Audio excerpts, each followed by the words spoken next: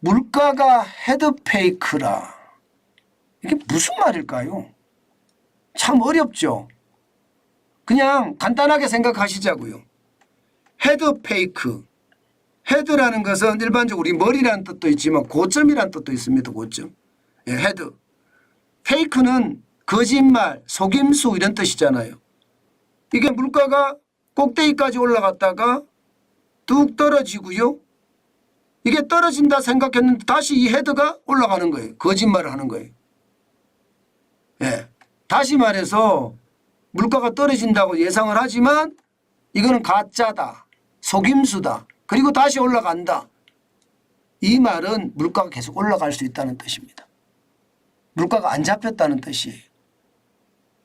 이것은 여러분 진짜 무서운 게 다가올 수도 있습니다. 당장 헤드페이크가 사실이 되면 말입니다. 사실이 되면 중앙은행들이 어떻게 할까요? 금리를 올릴까요? 올립니다. 당장 한번 보실래요? 이거부터 보시죠. 일단 8월 미국 소비자 물가 지수입니다. 예, 4.3%예요. 이게 근원 소비자 물가 지수입니다. 예, 소비자 물가 지수 중에 핵심이 되는, 다시 말해서 농산물 같은 거 빼고요.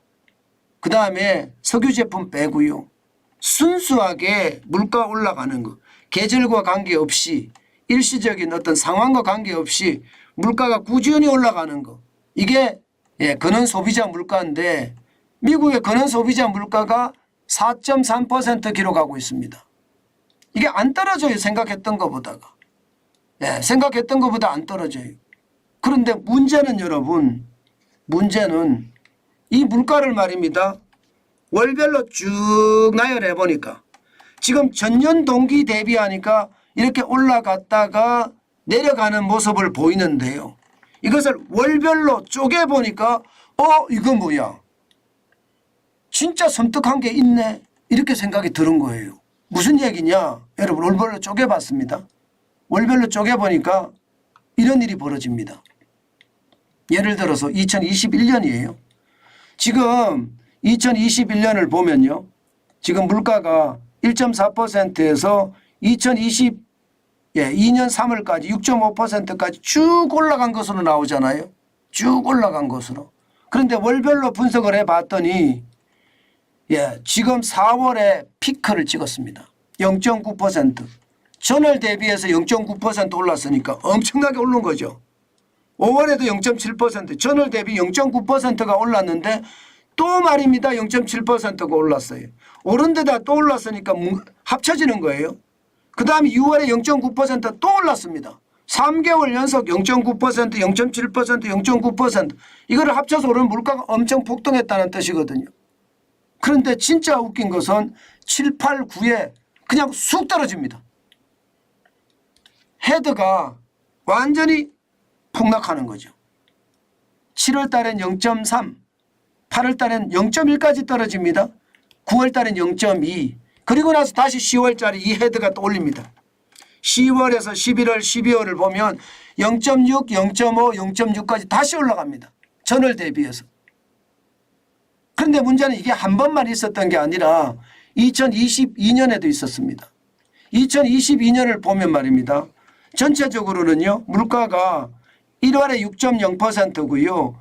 11월에 6.0%니까 고점만 계속 유지했다. 그렇게 이야기가 되겠죠. 그런데 실질적으로 시장을 보니까 이것도 이상한 거예요. 9월 달까지 8월 9월 0.6%라는 8월에도 0.6% 전월 대비해서 오르고요. 9월에도 전월 대비해서 0.6% 올랐습니다. 그러면 사실상 단순한 계산으로는 1.2%가 올랐다는 뜻이잖아요. 그런데 10월에 푹 떨어집니다. 0.3%로. 11월엔 더 떨어집니다. 0.2%로. 12월에도 떨어집니다. 0.3%로. 마치 말입니다. 2021년에 있었던 일이 2022년에 그대로 재반복됐습니다. 그 이후에 말입니다. 2023년 1월에 0.4%, 2월에 0.5%까지 다시 올리고 있습니다. 그러니까 이게 결국은 말입니다. 물가가 꼭대기 헤드라는 게 떨어졌다가 올라갔다, 떨어졌다 올라갔다. 물가가 속임수를 쓴다는 얘기예요. 이렇게 되면 여러분, 이렇게 되면 이게 다시 말입니다. 지금 떨어진다고 이야기하는 소비자 물가가 잡혔다고 이야기하는데 이게 잡힐까요? 안 잡힐 가능성이 굉장히 높아지는 거예요. 안 잡힐 가능성이. 그렇게 되면 여러분, 저는 시장에 예상보다가 저는 큰 충격이 올 수도 있다고 생각합니다. 예상보다. 제가 진짜 무서운 게 올 수도 있다고 말씀을 드리는 이유는요. 아주 간단합니다. 아주 간단합니다. 결국은 기준금리를 올리겠다. 결국은 기준금리를 올리겠다. 지금 말입니다. 안 그래도 기준금리가 높잖아요. 여러분도 알다시피 5.5%라는 기준금리는 절코 낮은 숫자가 아니거든요. 근데 5.5%라는 숫자가 더 올라가서 9월 달에도 뭐 올릴 수도 있습니다. 물론 동결이 90% 넘게가 동결이에요. 9월 달에는.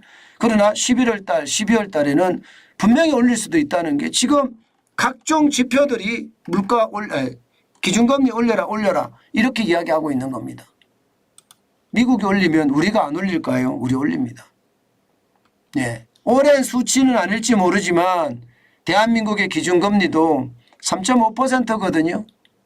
그러면 0.25%포인트 더 올려서 3.75%가 된다는 것도 저는 현실이 된다고 생각합니다.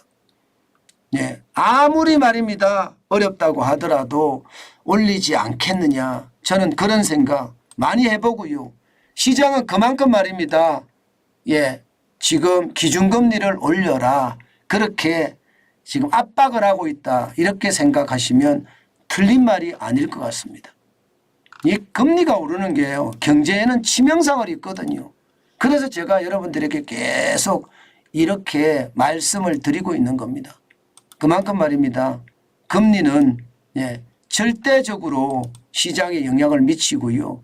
그 시장의 영향은요. 저는 절대적으로 경기의 침체를 이끌어 온다고 생각합니다. 저는 그래서 시장에 대한 것은요. 그 어느 때보다 철저하게 보거든요.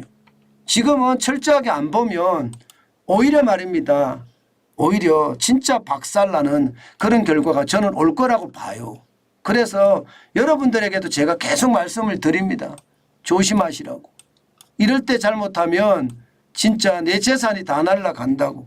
그 말씀을 진짜 많이 드리면서 제가 여러분들에게 조심하시라는 말을 재반복 아니 수차례 지금 반복을 하고 있습니다. 지표들이 그렇게 나오니까 저는 매일매일 지표를 보기 때문에 다른 사람들처럼 말입니다. 가끔 지표를 보고 이야기하는 것과 차원이 다릅니다. 그만큼 말입니다. 중요한 지표들이 많이 나오니까 진짜 조심하시고 해야 된다는 거 다시 한번 여러분들에게 말씀드립니다. 아셨죠? 조심하셔야 된다는 말.